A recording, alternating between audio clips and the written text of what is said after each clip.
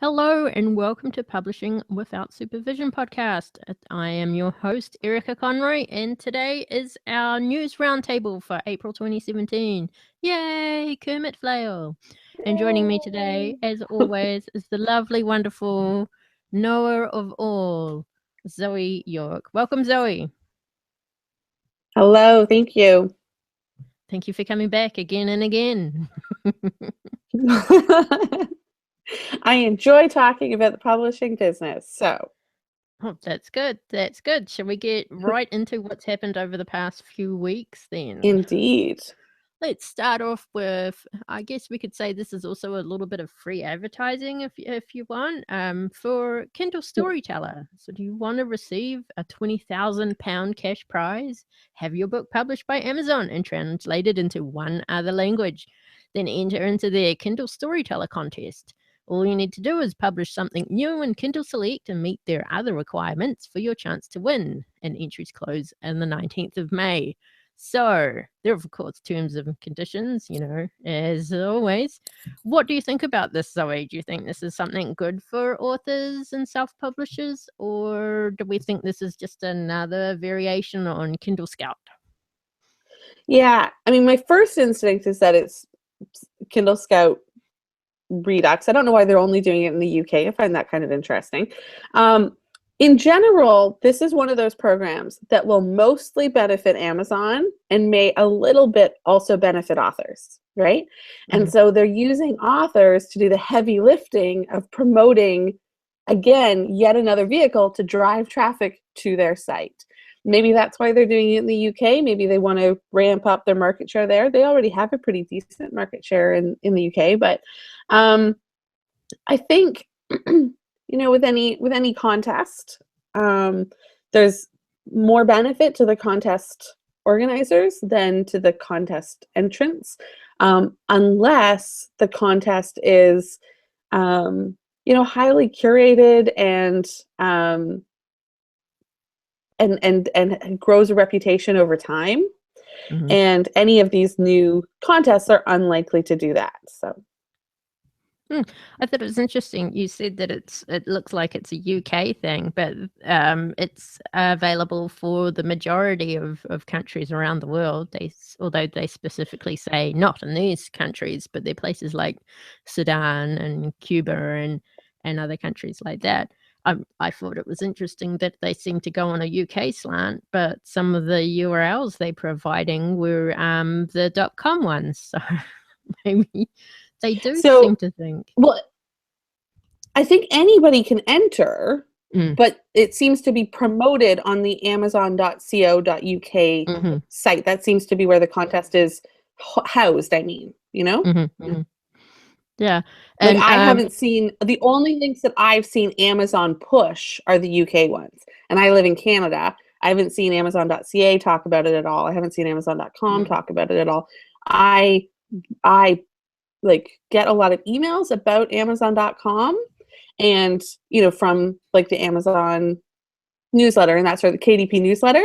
And when I got the newsletter that mentioned this, it linked me to the UK site. Yeah, it does seem to be all the information seems to be housed on the UK site, but the terms and conditions seem to do mention the .com URLs as well. But really what you have to do is it's also putting more people into Kindle Select at a time where they're probably seeing a lot of people leave because of the page flip issues and stuff like that. But it is interesting because if you go into Amazon and just put in the specific keyword that every entrant has to include in their keywords when they publish the entry, there's about 7,600 people include that specific keyword, but the actual entrants, the ones that have been approved, you have to look at on the .co.uk site, the specific Kindle Storyteller page, and only about 1,100 of them seem to actually meet the entry criteria so far. So it is interesting to see how they're drilling down, or if it might be a matter of a little bit longer before it gets accepted. Yeah, I also wonder although I don't know why, but I also wonder if some people aren't reading the instructions clearly, and if they're putting that keyword on books that weren't published in the window. So, like, you know what I mean? Like, so it could be that they haven't been picked to be, in the contest. It also could be that they're just like automatically ineligible because of a date thing, or, um, you know, erotica, which probably isn't allowed as a category. It's usually removed from such things. The other thing is, like, I don't think that a contest of this type is worth entering if you were otherwise going to publish wide. But if you are already publishing in KDP Select, why not stick that as your keyword? I mean, that's all it takes to enter. Put it in your keywords. Like, you don't know what's going to happen. But if it's anything like the Kindle Scout program, you're still going to have to, if you're like, oh, well, I'm already in KDP Select, I might as well try it. You're probably going to have to hustle your readers to vote and that sort of thing to advance through the contest. Like in anything else, there's a little bit of gaming to it. Yeah, they're a little bit vague as to what it is that they'll be, the actual judging criteria will be. It's essentially for the first round to get into the finalists. It takes into account the reviews that have been posted, the sales, and stuff along those lines, which would be something which makes it almost like a popularity contest, which is what Kindle Scout seems to predominantly be. But it also states something criteria as decided by the sponsor, which is Amazon. So there still could be a bit of unknown subjectivity or criteria in there, whereas the final finalist will also be judged for originality of content, quality of content, as well as what got it into the finalist stage. So it will be interesting to see, at least. But it also says that they'll translate it into a language of Amazon's choosing, and I'm kind of like interested to see what language they decide on for the ultimate winner.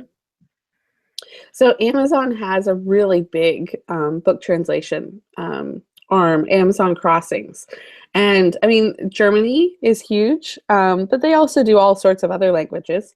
And I think like Audible, like, all the Amazon imprints, Amazon Crossings is eager to grab up content because, Amazon is in the content delivery business, right? Because it's a hook. It's a loss leader.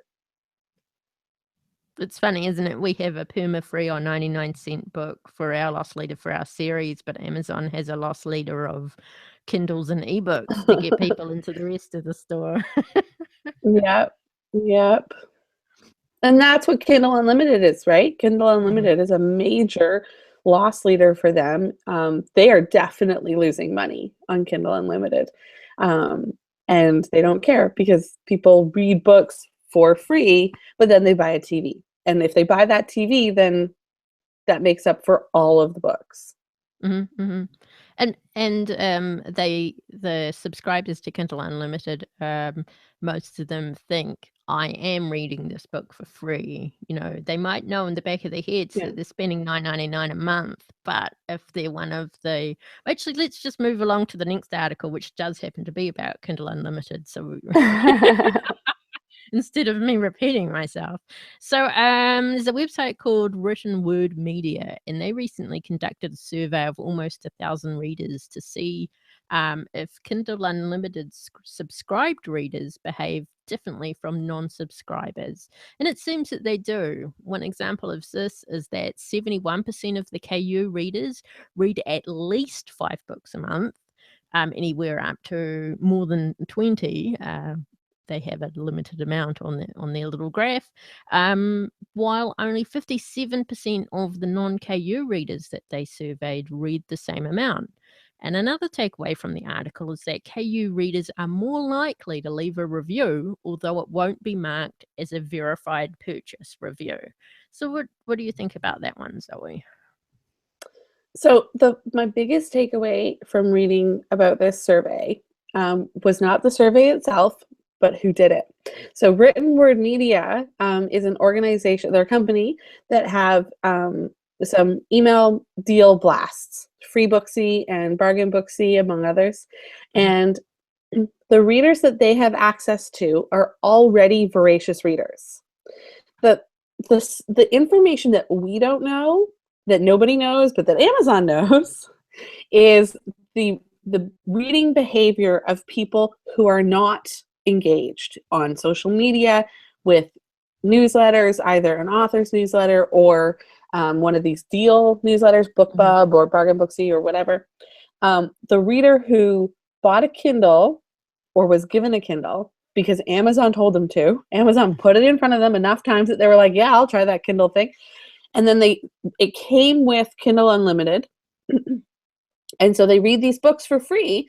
Maybe at some point they don't notice that they start getting charged $10 a month. Maybe they decide that it's worth it, or maybe they cancel. We don't know how many people fall into those three camps, right? We also don't know how many people are doing that and not otherwise engaging, right? So there's like, Amazon has all this extra data that we can only guess at. And one way that we guess at it is by polling readers we have access to. But the readers we have access to have self-selected into an extra engaged group.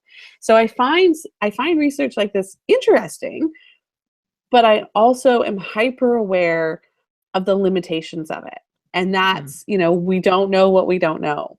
Yeah, and that's the exact same thing you said last month when we talked about that New Zealand Writers' Income Survey as well. It's only the people that, they had access to that were also choosing to complete the survey and also get past question 3, which I still don't know what question 3 was, but I'm sure it had something to do with income. Yeah, that was really good that we knew that they stopped answering at question 3. That was super information. That was interesting, I found as well. Just keep going. One thing about Kindle Unlimited. I agree that most readers think that they're reading the books for free, but there is a price-conscious minority of readers who are very aware that they pay $10 a month for this service. I think that they read, ironically, more books than the people who are less price conscious of it, or but they pay $10 a month for it, and they had better read 10 books a month, and they had better be 10 books that were worth reading. Yeah, that would be me if I signed up. Right? And I think it would be me too. So I have a couple of readers who every time they see an ad that says read for free with Kindle Unlimited, they're like, it is not free. I pay $10 a month for that. And that is a completely fair reaction. Like 100%, that's a completely fair reaction. It's also true. It is also true. Yeah. But we hope, right? We hope that we're connecting with the people who don't care, don't think about it like that. Okay, shall we move along then? This is like all Amazon all the time this month, I'm afraid, listeners. Just the way the interesting news fell this month. So as everyone knows, I'm in New Zealand, right? Which means I either have to use the Amazon Australian store or the Amazon US store, and I choose to use the US store because, let's face it, there's more options and cheaper ebooks. But for those who use the Australian Amazon store, it's finally expanding. Oh my God, yay! It'll go from only offering ebooks, audiobooks, e-readers, and some Prime Video videos to a veritable bounty of goods, and this will very definitely shake up the retail market in Australia and hopefully mean shipping will be a shit ton cheaper. So, Zoe, what do you think? Yeah, this is a really good thing. I remember when Canada went from books only to having stuff. There are still lots of things that are on .com that aren't available in .ca, but every few months they expand, the options, but their offerings expand. And I find myself ordering from Amazon more and more and more. Amazon CA. But it's interesting. I have not yet switched my ebook library from .com to .ca. It's very interesting. I don't know why. I mean, basically all the books are now available. And if a book isn't available in Canada, I can't buy it on the .com library anyway. Before they didn't have that geo restriction in place, but now they do. So I don't know why I haven't switched. If I switched, I could get Kindle Unlimited. You guys don't have Kindle Unlimited yet, do you? Australia does, yes. I assume New Zealand Australia does. Okay. But I'm still .com all the way at the moment because yeah. But so I'm .com and I can't get KU because I'm on .com. I'd have to switch to .ca to get it.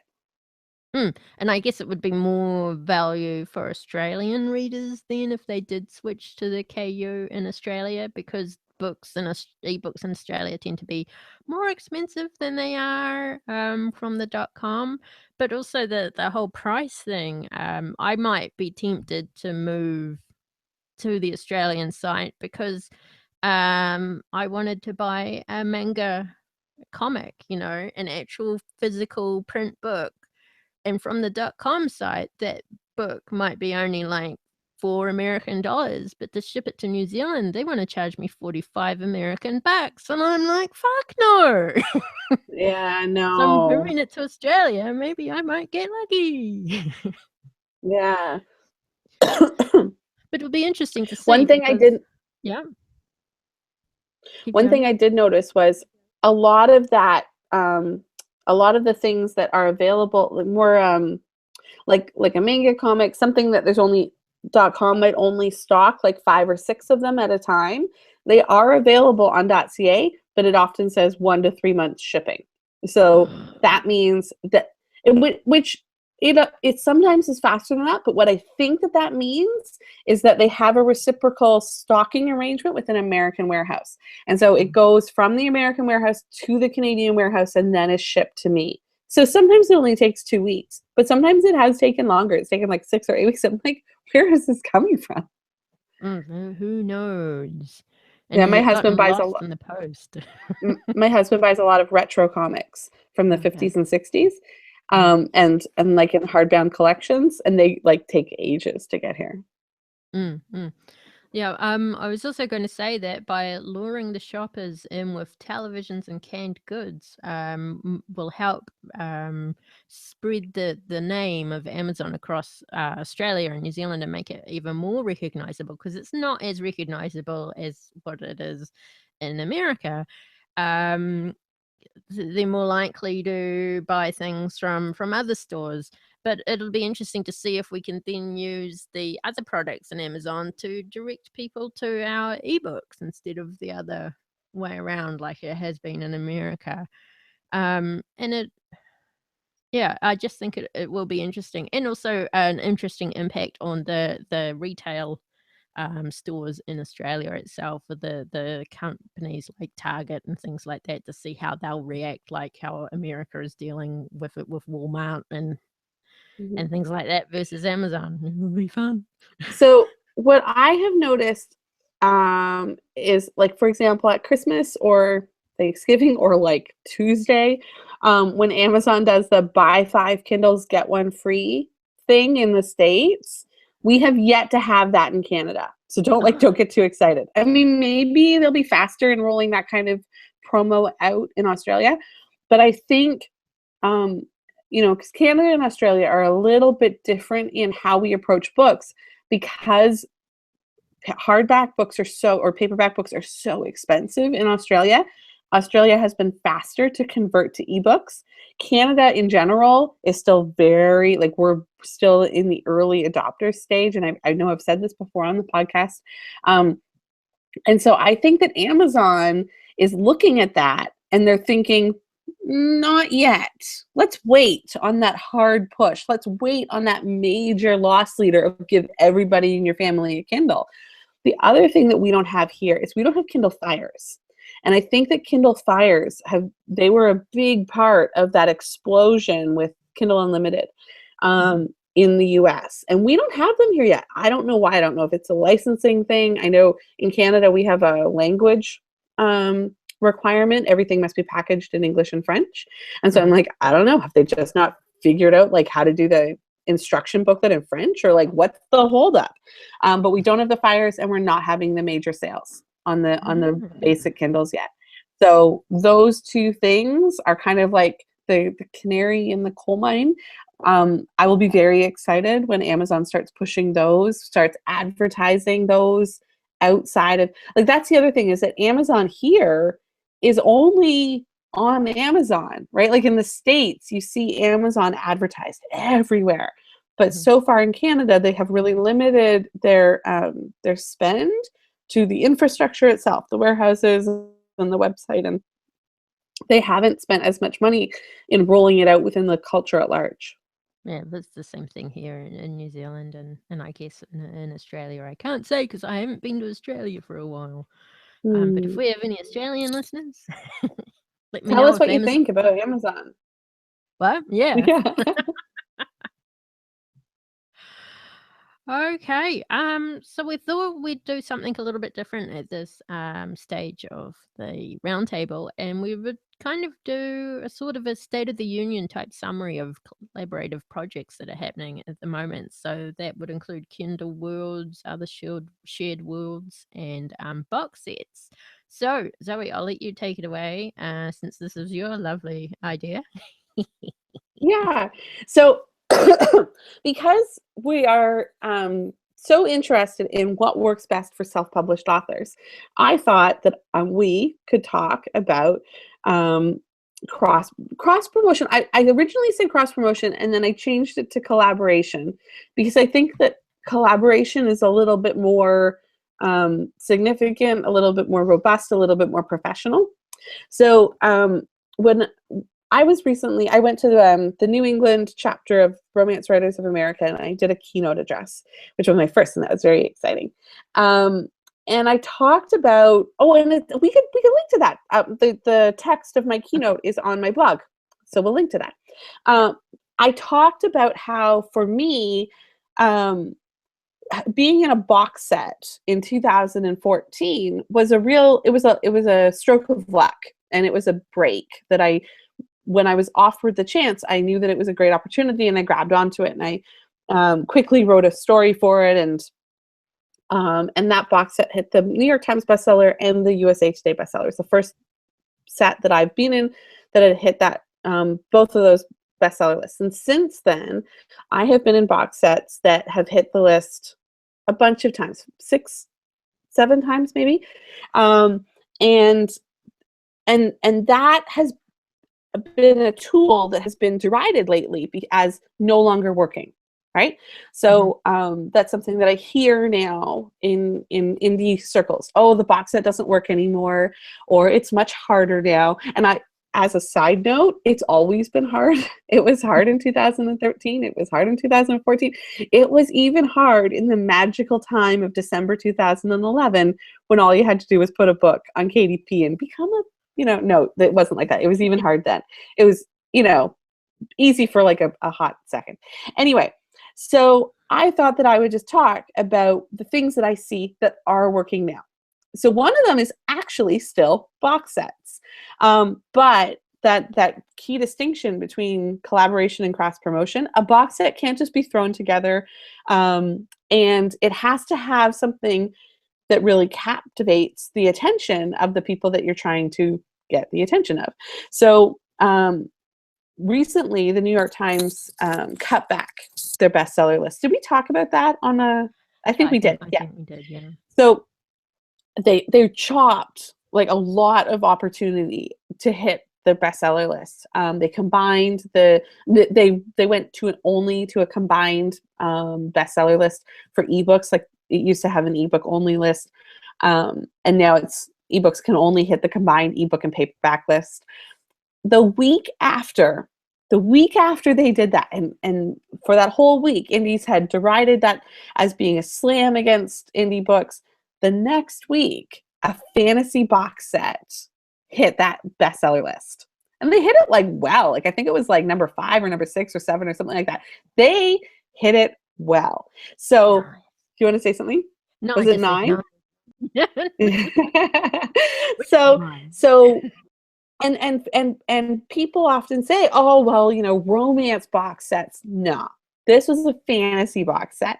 And so that particularly for the genres where box sets haven't already reached possibly a saturation point. I don't think they've hit a saturation point in romance either.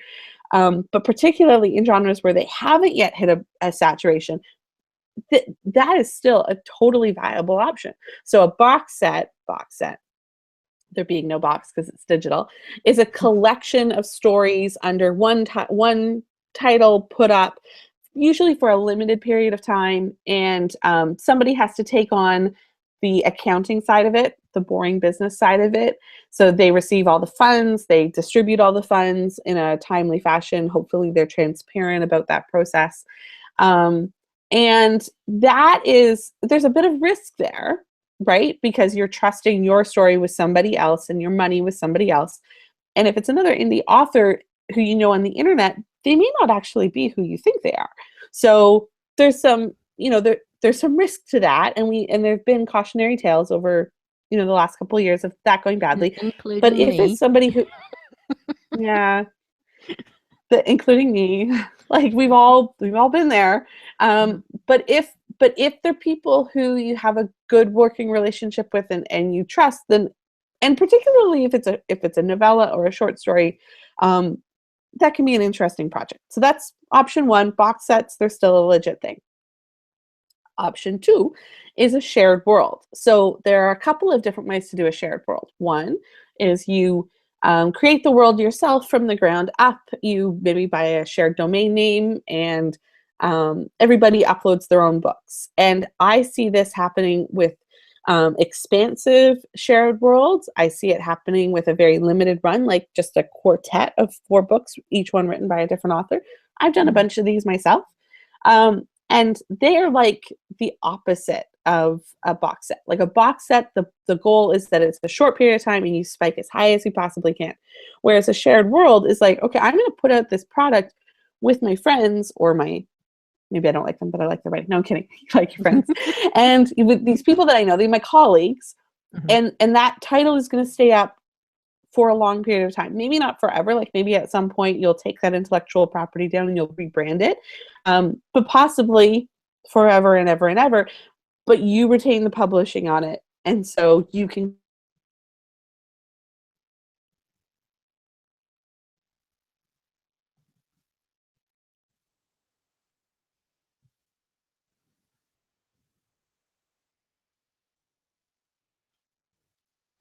Zoe, you're frozen.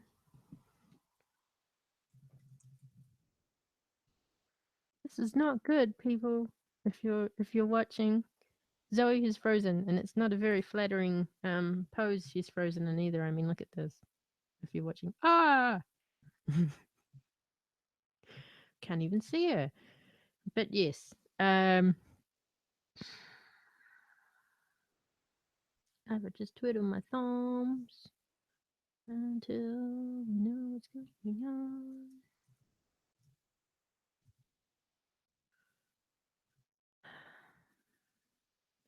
I like my drink bottle. It's a Brita. This is really cool, but it's got a water filter in there. So it's yucky tap water because I don't like any tap water, and I just fill it full of water. Oh, hello, Zoe. Are you back?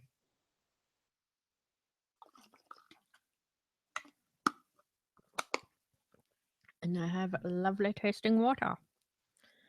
What a great ad. While we're waiting for Zoe. Oh my god, that Marmite. That was disgusting last week. Or am I frozen? No, I'm not. That was some yucky Marmite. I do not recommend it. I still have some if anyone wants it. See, it's there behind me. I don't know how to do video editing, so this is going to suck when it goes, live on YouTube.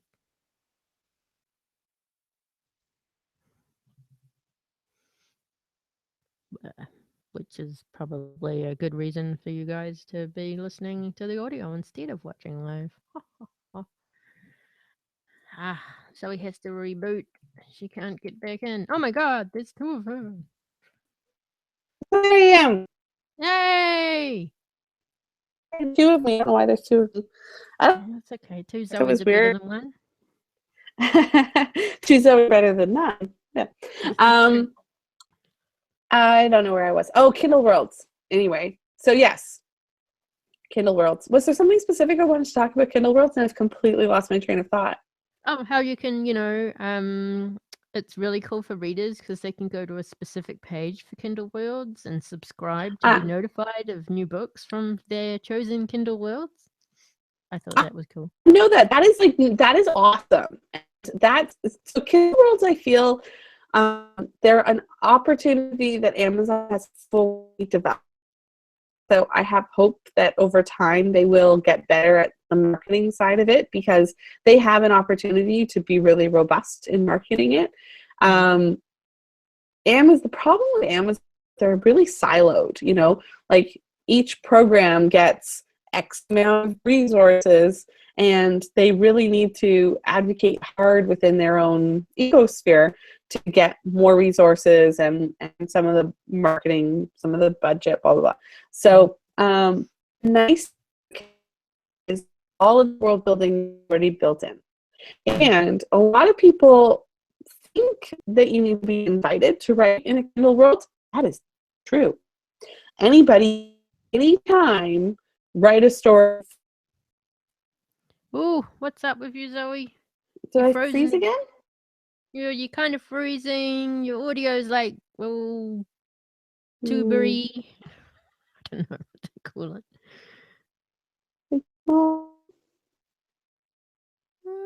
Maybe. Yeah. Try again. Let's go for it. I got some editing ahead of me. So the nice. No, still frozen. Yep, you're good now. Just keep that position. So the nice thing about Kindle Worlds is that you can write in any Kindle World. You don't need permission. You just need to follow the rules. So if you go to the Kindle Worlds website, each world has specific rules about how to write it. And I have written 5 Kindle World stories.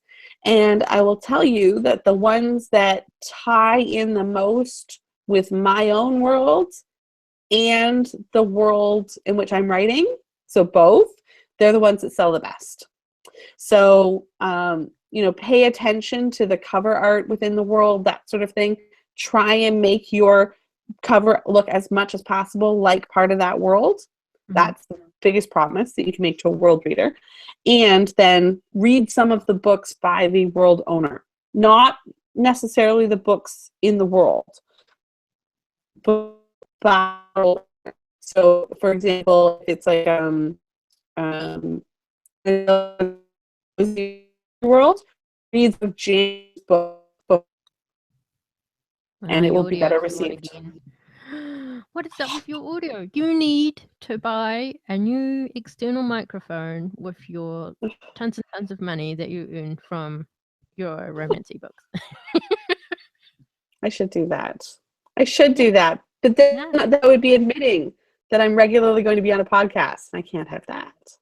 But you're going to be on at least once a month. And you have almost been on once a month for what, the past year?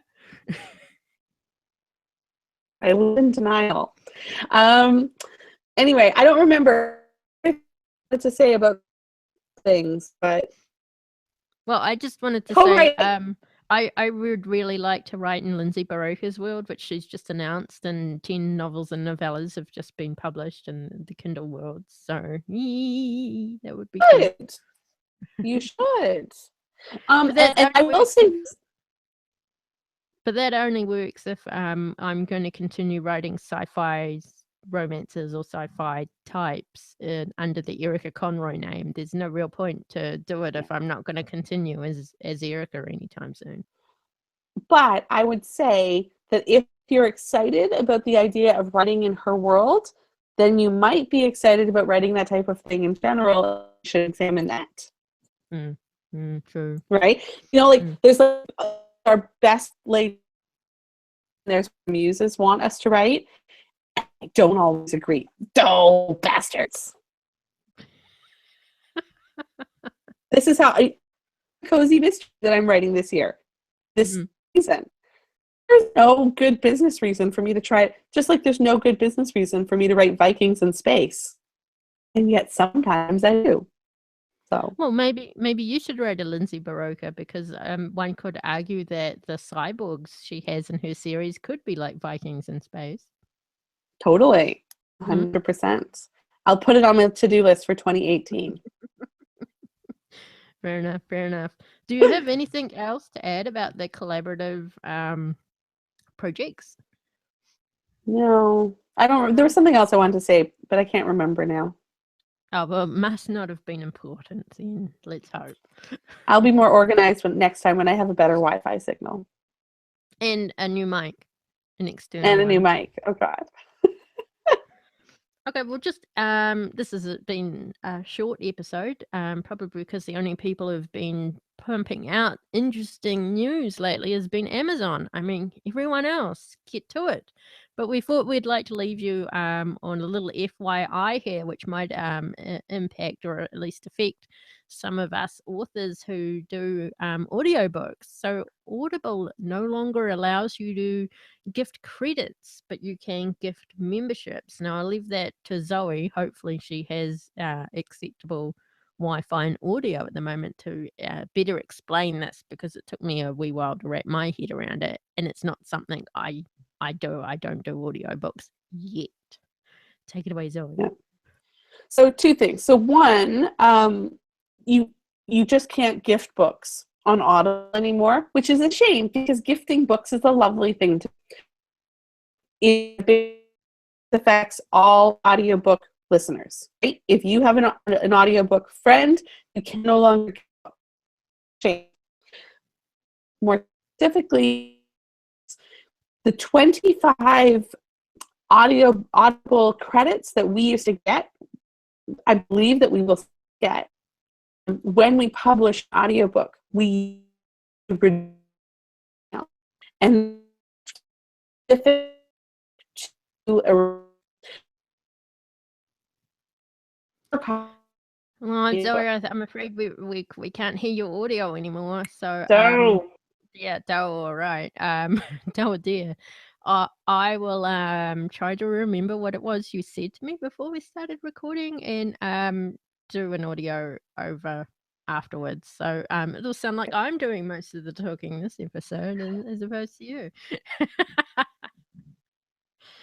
So very quickly, Zoe, if you can, where can we find you on the internet? ZoeYork.com.